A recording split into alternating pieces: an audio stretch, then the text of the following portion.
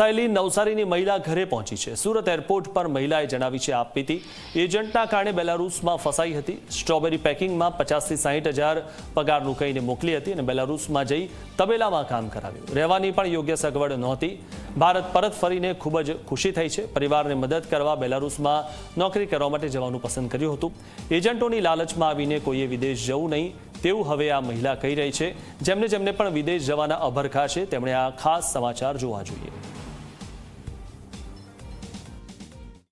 Plus મેં મિક્સમાં આવી ને પછી મારા હાથે એ લોકો ગમે તેમ બોલવા લાગ્યા કે તું તબેલામાં ગાયનું દૂધ કાઢાવતા હતા। તમને શું કીધું તું જોબ માટે એવું કીધું હતું કે સ્ટ્રોબેરી પેકિંગ ને વેર હાઉસ મતલબ એમ કેટલો પગાર આપશે એવું કીધું તું 70 થી 80 હજાર પગાર કીધું। પછી શું કામ કરાવ્યું?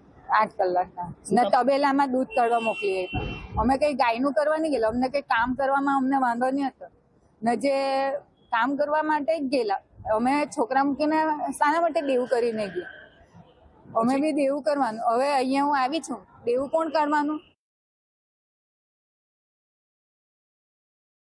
એજન્ટ લોકોનું કહેલું થોડું બી નહીં માનતા ને એ લોકો ફસાવીને મોકલશે પણ તમારી લાઈફ ત્યાં ખરાબ થઈ જશે।